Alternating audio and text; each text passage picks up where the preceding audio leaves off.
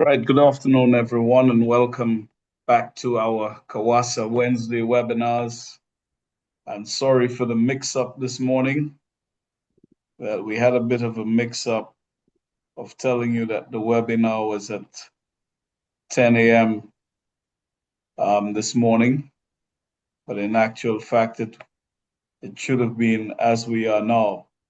So today we have a special guest with us who's an AI and cybersecurity researcher, and he leads the NIST AI risk management framework efforts at the U.S. National Institute of Standards, Technology Institute, Information Laboratory, and he previously led the Emerging Technology Research and Development Program and the Enterprise Cybersecurity Program at the U.S. Food and Drug Administration.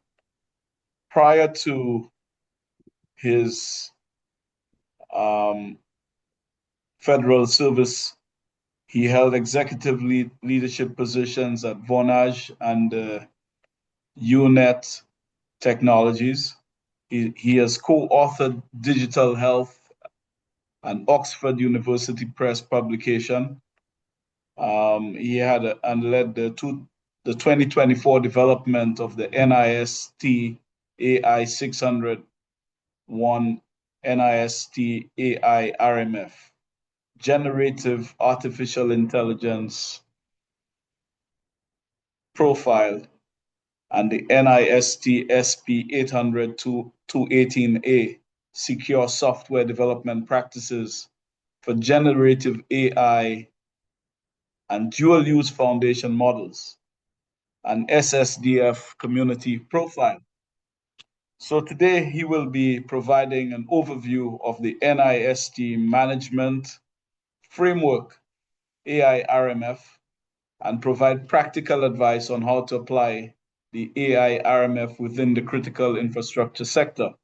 So I have much pleasure in introducing Mr. Martin Stanley, who is with us from Washington this afternoon. Welcome, Martin. Hi, thank you so much. Thank you for the introduction, and nice to meet everybody. As I mentioned before, I'm happy to take questions as we go. I'll do my best to follow the chat if people want to put questions in the chat, but also feel free. It's a small group. Please, ask any questions that you have as we go along the way, and we'll leave time for the end. I think just by way of some additional background for folks. So I am a United States federal government employee. I work for the National Institute of Standards and Technology, which is a non-regulatory agency. And I think that's an important distinction within the U.S. We have agencies that are responsible for regulating various critical infrastructure and economic sectors. And then we have, other organizations that are responsible for, working with the community, in other ways. And so at NIST, what we do is we build communities of interest where we are collaborating with various knowledgeable people and bringing people together so that we can solve technology challenges, so that most importantly, people can trust technology so they use it. And we've begun and it was timely that Valerie reached out to me. It was timely because we've begun a number of engagements with critical infrastructure sector representatives within the U.S., but also it's very good to be able to share some of those insights with you. And I think one of the things that we know about critical infrastructure sectors, in particular, as I understand the water sector, these are typically very under-resourced, and people are dedicated to the mission, and they're working very, very, very hard with very little in order to provide what are life essential capabilities. In my previous role at the Department of Homeland Security, Cyber and Infrastructure Security Agency, we worked with the various critical infrastructure sectors in the U.S.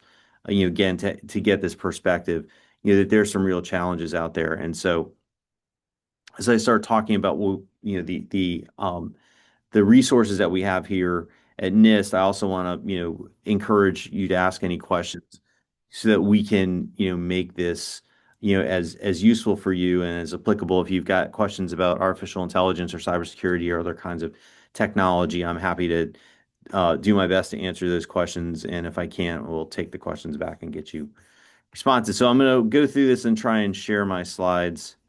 Again, hopefully you can see my presentation. Um, this is the AI Risk Management Framework 101 slide deck. Yeah. Perfect. Okay, so I mentioned before that NIST is a non-regulatory agency, and what that means is we provide guidelines and resources for organizations to use that are non-compulsory or non-regulatory. So that means these are voluntary resources that organizations can use either in part or in whole. Um, they're flexible and adaptable in order to decide, which pieces of it are useful to them. And of course, we have various industry groups or sectors that work together to make these determinations, which is also very helpful. So another component of what we try and do here at NIST is to promote metrology, the science of measurement, which is what we're really here for at NIST. And measuring the performance of AI systems is very challenging, and I'll talk a little bit about why that is. So this is a slide which just shows that our process, we engage with the public. We put out papers for public comment. We look at those comments and we meet with people in order to understand, do we have it right? And obviously we iterate until we get something that is useful for people to use, for people who are trying to use it. I think many people are struggling to figure out, like, what is AI? What does it mean to me? AI systems, they can reason and predict in the virtual world or ultimately in the real world. And as a result, the impacts and consequences of AI systems, can be can ultimately be on people. And so we're going to talk about that. This is why determining how and when we use artificial intelligence, particularly in high stakes applications like the ones that you all are responsible for, is very critical because safety, security, resilience are all very, very core and mission focused areas. Um, so I talked earlier about trusting technology, and that's something that we do here. This is very people oriented as opposed to, if you may be familiar maybe with some security or privacy kinds of guidelines for IT systems. When we're talking about AI systems, we have a number of you know elements or characteristics of those systems that make them trustworthy, and I think you can see things that I hope will resonate with you. Obviously, safe, secure, and resilient, explainable, interpretable, valid and reliable, accountable and transparent. These are characteristics of systems for critical infrastructure that are of critical or extreme importance. Um, Obviously, first and foremost, a critical infrastructure component can't put people at harm. We also have to understand, and this is the explainable, interpretable part.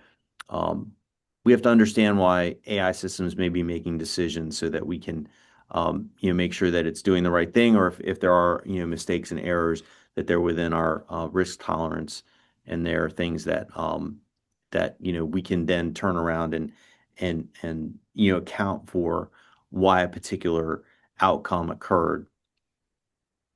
Um, one of probably the biggest challenges of AI risk management is being able to measure the performance of AI systems. And this is something I want to, spend a little time on today with this group because I suspect potentially that there may be some folks that this might be a new concept to. But also within doing risk management, I'm sure you are all familiar with trying to manage all different kinds of risks together and integrate them within your organization, trying to prioritize which risks you're going to work on, or even determine how much risk you're going to take on from a risk tolerance perspective. Those are always organizational challenges. So let's talk a little bit about AI systems and the way they differ from our traditional, our traditional systems. When we have a calculator, we know and we come to, expect that you can type the same equation into a calculator and you get the same result. You know that because, those calculators were likely tested, and are able to demonstrate and you know that the same outcome is going to happen from the same input.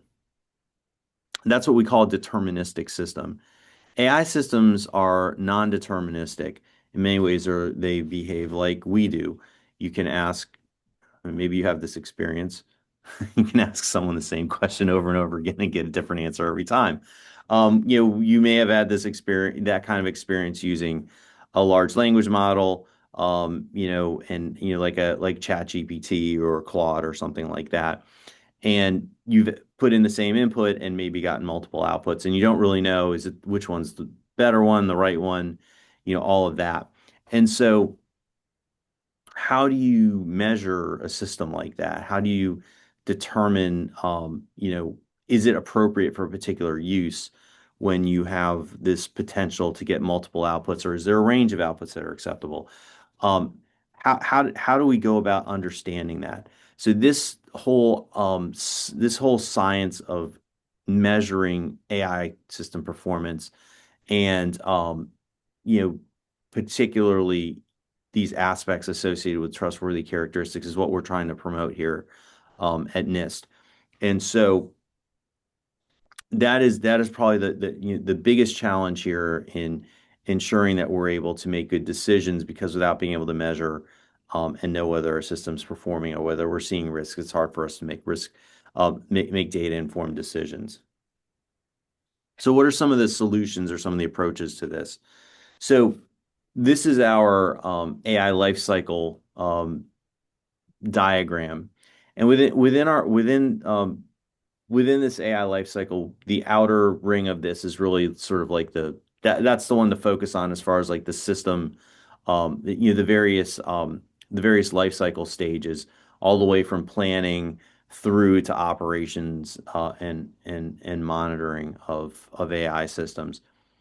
What we like to say is that you have to take an AI lifecycle perspective that the the risks themselves can change throughout the AI lifecycle depending on the performance of the system.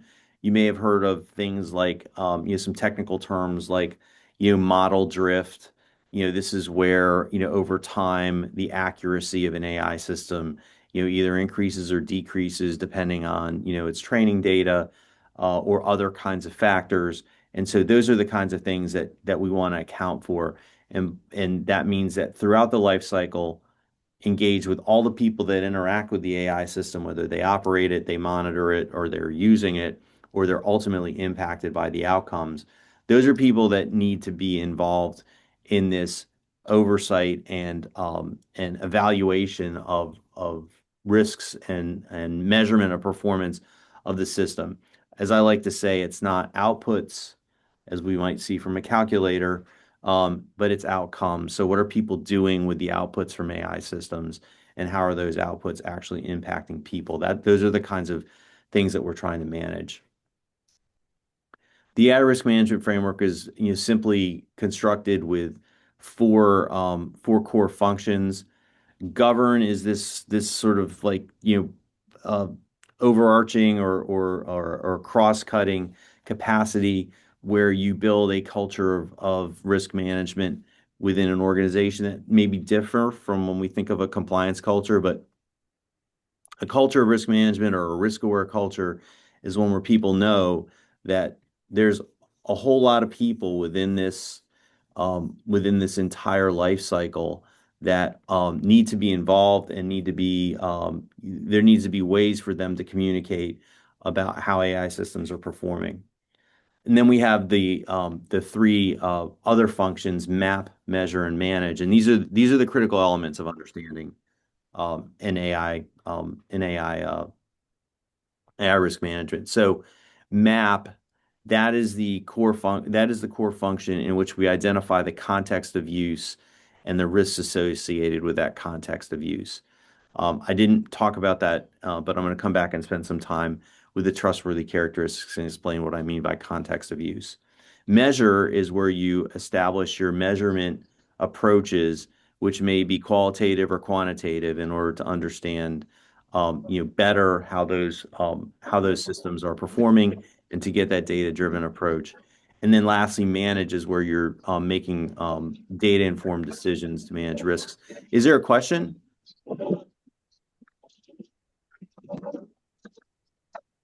Okay, I just wanted to check to see if there's a question. Thought I heard someone speaking.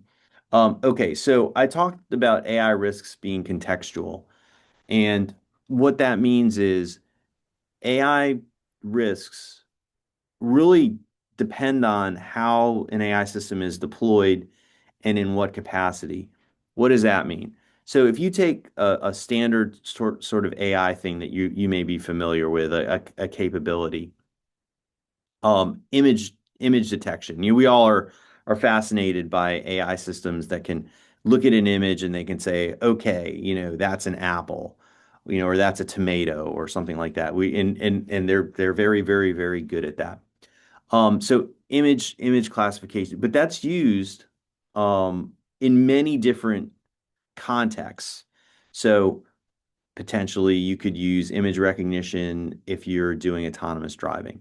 Well, what does that mean? So that means that somehow your AI system within your vehicle is making a determination, is that a stop sign or is that a different kind of sign?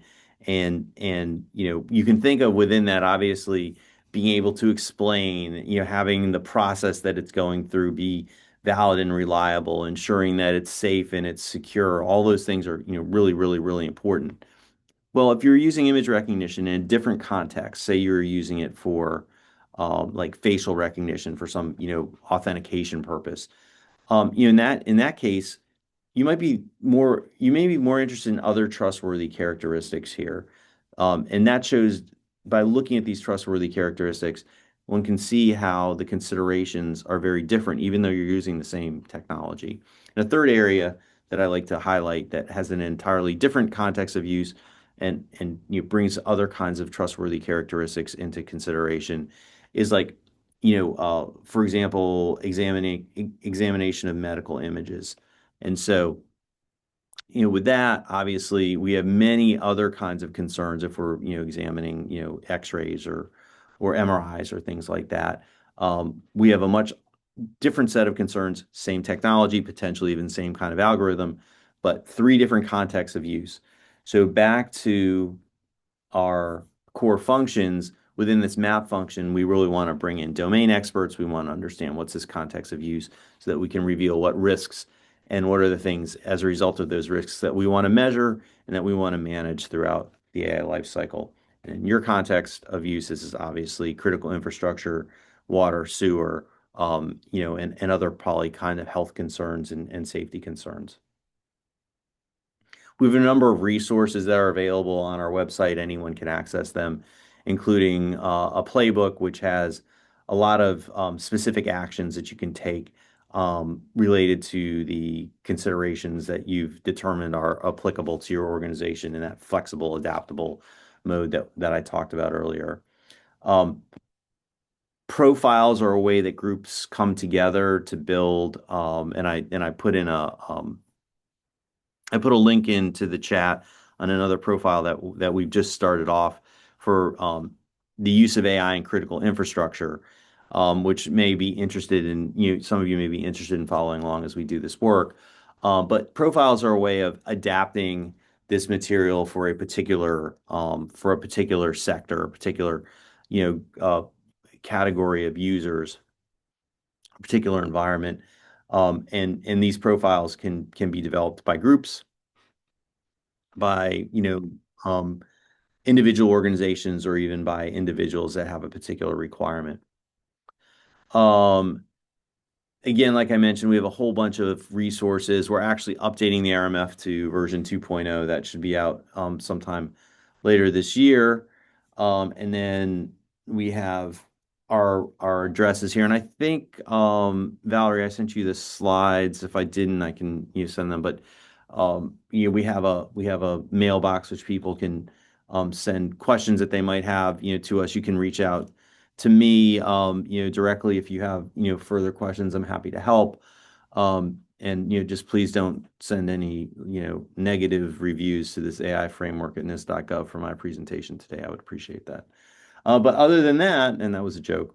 Uh, Other than that, I'm happy to take some questions, if folks have them, whether it's about this material, or more generally about technology.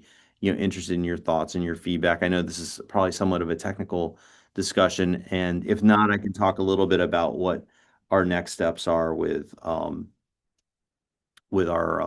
profile for critical infrastructure.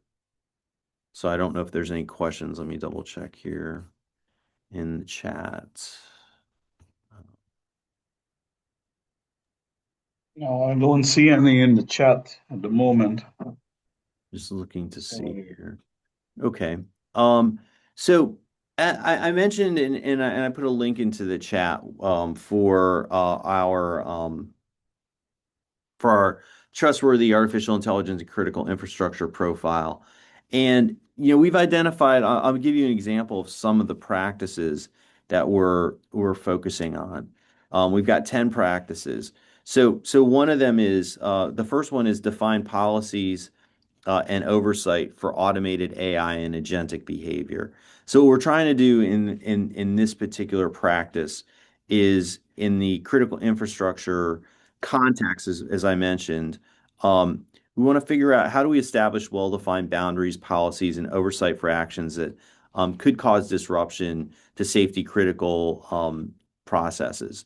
And so that's one practice where we'll have different kinds of um, guidance and related materials that people look at, as they're thinking about managing that particular risk. Um, Another one that might be really interesting to this audience: defining procedures for emergency override, recovery, and situation awareness. So, to the extent that there is some kind of issue with your AI, being able to perform a particular function, how does the handoff back to a human operator work? We want to give that some consideration, and we want to understand what's the best way to do that, so that we don't increase risk beyond what we're willing to bear. Um, Obviously, we have one here about identity and access controls for agents and tools. They may be appearing and performing functions that we consider to be human, so we want to make sure that people know that they're dealing with an agent, and that those agents are properly authenticated. Um, you know, uh, let's see. I've got a couple others that might be helpful. And again, this is just all sort of like the initial take. And if anyone has any reaction to this, I'm interested. But this is sort of like our initial cut at things that we think are important to critical infrastructure operators. What's robustness, resilience, and quality of service expectations that critical infrastructure owners and operators are going to have for their AI. Those that gets to, like, what are we measuring, and what are the measurement thresholds that we're trying to stay within. Um, Managing the AI supply chain and data provenance. AI is trained on data. That's your proprietary data. That's data that you are probably under some kind of regime or requirement to protect in a certain way, ensuring that the AI system does that. That's the purpose of that particular practice area. Establish AI specific incident analysis and response procedures. So, what are your protocols for responding to investigating AI related failures? That's obviously something we want to think about ahead of time before we start using AI in practice. Um, we have one regarding training. How do we train our organization on the use of AI in a critical infrastructure context? I'm not sure if there are any broad requirements in the Caribbean, or if it's more like per country based. But certainly, in the US, we have certain kinds of requirements for doing certain kinds of operations, and ensuring that personnel are aware of those, including maybe an AI is compliant with that, is important to understand before we deploy it. And last one, there's two more actually. Implementing multi-tiered AI system logging and audit capabilities. We need to make sure we have the data in order to track how the system's performing. And what does that mean? And then lastly, mission continuity and disaster recovery planning. I'm sure we've all done more of that than you ever would want to in your entire life. But we know that that is a central requirement for people that do the kind of work that you do on a day-to-day basis. How do you manage when there's failures and catastrophes, particularly in areas where there's weather and all of that. So again, I usually leave time for questions. I don't know if anyone has any questions, or hopefully this is helpful, for the group. And again, my contact information can be shared if folks have any further questions. So I'll just kind of throw it back to the moderator here. Are there any other questions? Is this sort of what you were looking for? Is it too technical? Can I explain anything? Well, we Does want to anyone have thank any, you for like, that sometimes these are presentation. hard hitting and they ask really like hard questions. I'm prepared for those too. All right. Yeah, well, it's good that we can get exposed to, and as we say in our webinars, we do from A to Z as long as we deal with the water sector. And it's one of these emerging areas in the sector. A lot of our utilities are still grappling with getting digitized and getting the AI into their systems. So I'm sure we may have some curious minds would want to have some questions for you. I may start off by asking, well, with AI systems as everything else, how do we guarantee that the AI system keeps sensitive operational data private and secure? And that's usually a concern for people. There's always uh, people have a lot of hesitation about getting into AI systems. So that's a great question, and I mentioned it actually twice. Obviously, it was in the framework as one of the Yeah. trustworthy characteristics, which is privacy enhanced, and then we have it actually explicitly in our critical infrastructure, profile considerations. Because you're exactly right, and you may even have some special handling requirements around that data, that I would imagine that from a regulatory perspective.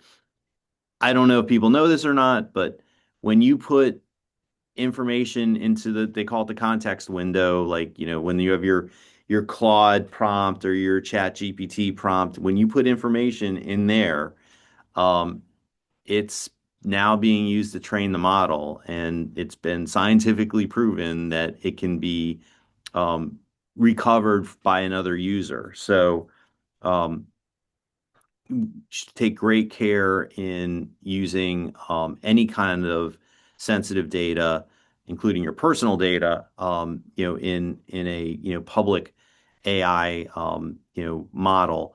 And so you may require models that have some kind of, like, for example, we use models that are just approved for our internal use, and they only are interacted with by internal people, and then that can be deleted, and we can remove anything from the context windows that way. But there's that piece, and the second piece is vendors may come in and say, hey, we want to provide you with a service, and you might be very interested in getting that particular AI service for a lot of really good reasons. And then they may say to you, hey, we need all of your such and such data. Well, that's the point where it's really important to start asking some questions. Like, who else is going to get access to this data? What are you using it for? Do you consider it still to be my data when I give it to you? All of these kinds of things are really important. So it's a terrific question to ask. And if you ever have any questions about that, that's a really, really, really important thing to clarify, both, early on in the process when you're talking with someone that you might be buying a service from, and to ensure that it's in the contract. Hi, folks. You have any questions? Martin is here and willing. Yes, go ahead, Kevin. Oh, good to have you on board. Go ahead. Good to be here. Greetings from South Florida. Martin, great presentation, timely AIs on every newscast and driving the stock market and everything. Where are you I in just South Florida? Hollywood, just north of Miami. Nice. I I go to just Miami regularly. it's a great place to be. Not just for the United States, but to the Caribbean. So the gateway to the Caribbean. Um, Great presentation. I just new tired, as Ignatius put it, from a public utility. We really hadn't got into AI Yeah. when I left, and knowing most of the utilities in Florida, there's a couple. But like with any model, the model's as good as the data. From your work, and you may not know this specifically for the water sector, but do you know what for the water sector utilities that are into AI or pushing the envelope, what kind of data are they collecting and using? If you don't know specifically, do you know some of the major utilities we could reach out to? Yeah, sure. So I don't know. I mean, this is one of the things as we start to engage, and we just started this project, recently with the critical infrastructure sector. That's one of the things actually that might be helpful for you to participate in our community of interest, because all kinds of people join, then they get on a Slack channel and people start interacting with each other and asking questions. That's one of that's one of the benefits of working, in one of our is building that Gotcha. and you have those conversations. I don't know. We spent a lot of time working with the energy sector, but absolutely. I mean, what I know about the water sector, at least in the U.S., is that if critical infrastructure is under-resourced, the water sector is the most, if not the most under-resourced Hmm. that there is. And, and Yeah, so, this is why this outreach is so important. yeah. No, thank you. There's one example I know in Orange County where they're actually using stormwater data to help them to be ready for storms. So they've got the information and they can plan scenarios on how to mitigate for different water levels, like with pump stations, etc. But So they're it's getting the sensor data, and then yes. they're able to predict, hey, because it takes a while for the water to get where it's going. Hmm. So That's it. maybe too long. That's fantastic. Yeah, I Yeah, hadn't heard about that one. I yeah, think Mark put a question here in the chat. yeah. How much Thank has you. been tested? You're welcome. Nice to meet you, Kevin. How much has it been tested, performed when used in different system types in water and wastewater? What kind of progress is made in same prediction wise, lifetime of infrastructure and so on?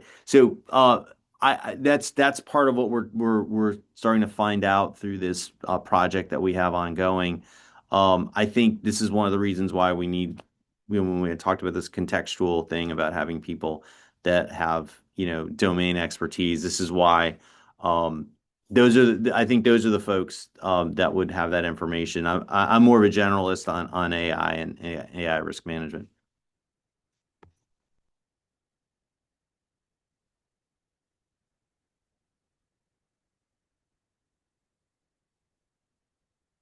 Questions you have? Any other questions? Well, yeah, Stefan? I think Stefan has one. Yep. Go ahead, Stefan. All right. I kind of joined in a little bit late, but I'm wondering, since AI is relatively in the past few years that's come to being, are there any frameworks that set a standard for, how AI that utility companies using should perform? Is there any standards, I should say, like how there are a lot of ISO standards there are a lot of ISO standards that govern different things that we do.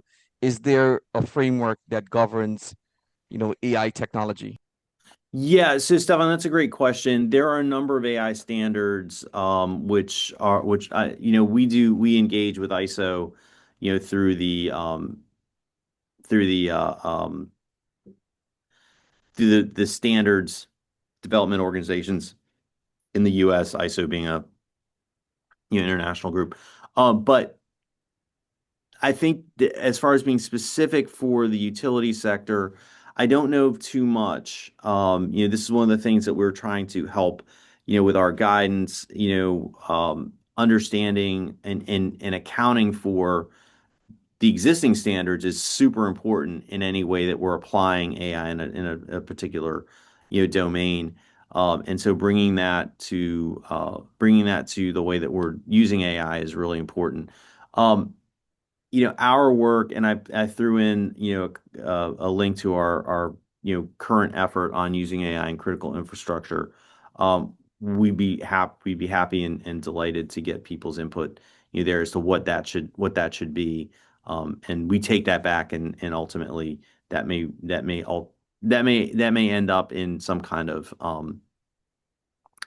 of international standard. We don't issue the standards, we don't write them, but we do say to the people that do the standards development, hey, we hear from so many stakeholders and they really need further guidance in these kinds of areas.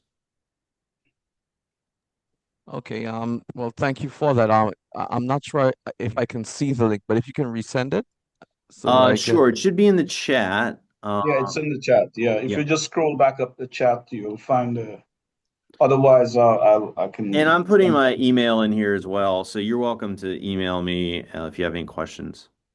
Okay, thank you.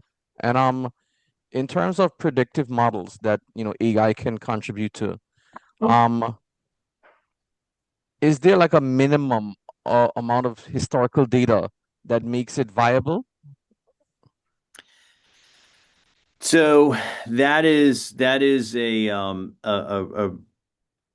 so that's a fundamental aspect of these systems. There's no one answer to that. It depends on the actual thing that you're trying to predict and the number of features and examples that are necessary. What we do know is that AI systems require a lot more examples than we require in order to learn something. At least that's the nature of uh, these neural network type designs for AI systems. So, by that I mean, we learn from like no or even very few examples tasks that AI require, thousands and thousands and thousands of examples. Um, I think that's probably because if we don't learn it, we might end up being hurt. But You know, Well, I well, this is I regularly say that you can put a 2-year-old in a room and close the door and turn out the light and come back and expect to find them okay, whereas others, not that you should do that, but whereas AI systems might have them put themselves in a corner. yeah, but one of the things I think which I mean, not only in the water sector, but most sectors, because of the, I guess, the kind of novelty of AI, there's a lot of trepidation by employees and, in different places that feel, well, if you bring in an AI into your systems, it's going to make the workplace or make them redundant. But what would you say are some of the benefits of having AI and how can it support the quality of work being done by the teams in the water sector? Well, so I think there's many ways, in particular, it can support the maybe the repetitive tasks or some of the analytical tasks that operators are bogged down doing, so that they can focus on the ones that are more focused on domain expertise. And so those are, we have sort of the back office tasks, administrative tasks, as well as things like um, helping to read reports. I don't know if people use large language models. When I say that, I mean like ChatGPT or Claude or Gemini or something like that, where you get a long report, or spreadsheet or something like this, and you ask it to look at it and find, what are the most important points, for you. After a while, these systems do a pretty good job of learning that, and so you can maybe spend more time, working on the things that are more important from an operator perspective. So I think for sure, there's this one category of administrative, writing reports, all of that kind of thing. I took this document, which I'm writing, and I had to do a presentation today. It's 45 pages. I dropped it into Gemini and I said, give me a 10-page slide deck that covers the content of this document. And I had to still spend maybe 2 hours to refine what was in it, maybe less, maybe an hour. But that's the kind of thing that would have taken me on my own, maybe like 4, 6, 8 hours, previously. So there's all kinds of ways, that you can improve your efficiency on, non-critical tasks. And then, on the critical tasks, that's really what we're talking about here is how do we figure out, which are the ones that we can hand over to AI? Is this, should we have AI systems, looking at our alerts and are they capable of making predictions about when they're going to be failures and all of that kind of thing. So but those are things that require a lot more care because now you bring into these consequences that we've been talking about. Mark asked another question. AI depends on data collection and accuracy. Two people can collect the same data, and what's recorded is different. How does it handle that? Out of curiosity, Mark, that's an excellent point. This when you hear of you hear people that are doing training of AI systems, the like unglamorous part of it is labeling data. And that's where you go through all the training data and determine, is this training data that we should use? Is it accurate? Is it not? And that's a very labor intensive task when models are trained. And this is something that can be automated as well. Obviously that's how we're achieving these great scales. But if you're going through and two people collect the same data with different results, that means you have to go back and check, which one was right. And maybe you have a system and people are doing that will do that for you. But there are many techniques, and there's also other kinds of techniques where you do what's called unsupervised learning, where you give it all this data. Some of it's correct, some of it's not, and then you apply different kinds of techniques. That's like super. That's getting into into the weeds, but it is possible, and it's maybe the kinds of thing that you might contend with when you're working with a vendor. They'll tell you, well, we can use this technique. Don't worry about that. But it might be a good time, when that happens, to answer questions like how does that impact these trustworthy characteristics? What does it mean for accuracy? If we're using data that isn't all correct, and you're applying some kind of technique. Karen asks, do risk management frameworks provide procedures for determining the accuracy and reliability of the outputs from AIs? Yeah, so our risk management framework provides um, provides procedures, approaches for managing the risks associated with the accuracy and reliability of the outputs. It doesn't necessarily say this is how this is how you would you do it in practice. There are things though that you might, as a result of determining what your requirements are, go off and use in order to look at the accuracy and reliability of the outputs. And that's the kind of that's what we're trying to promote the development of. And there are things out there that do that. So great question. I thought you said that I thought you said we weren't going to get any questions. This is great. Yeah, well, I guess, it's the kind of topic that I said we have a lot of curious minds around here, so you would have had some questions. These are fantastic questions, and they're all the right questions. Yeah. So, any other questions?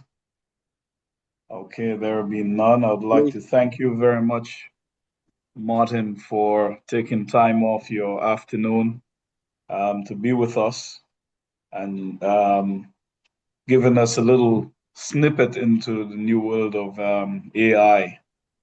And I'd like to also thank Valerie for making such a good find as always. And I again want to apologize to everyone if we alerted you inadvertently that it was scheduled for 10. It was 4 p.m. every Wednesday. I want to apologize also for the previous Wednesday where we had a little mix up with our technology and couldn't get through to you. So we look forward to seeing you again, and thank you, Martin. So the presentation next week's on SCADA. Yeah. I've just sent you the information. Okay, great.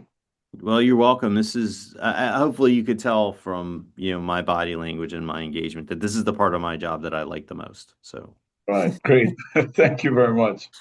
We thoroughly get to enjoyed. go argue with some people now. Yeah. All right, all the best. Thank you. Thank you very much, Martin. Okay, bye. Until we meet again. I'm Ignatius Jean, Executive Director of the Caribbean Water and Sewage Association, signing off. Bye. Bye, everybody.